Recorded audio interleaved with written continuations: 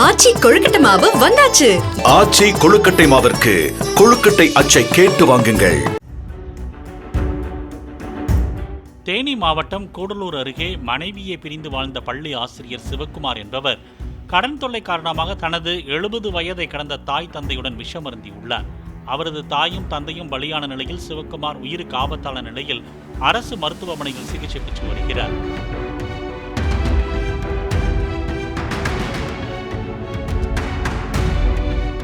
கடந்த 8 ஆண்டுகளாக மனைவியை பிரிந்து வாழ்ந்து வரும் ஆசிரியர் சிவக்குமார் விவசாயம் செய்வதற்காக பலரிடம் கடன் வாங்கியதாக கூறப்படுகிறது.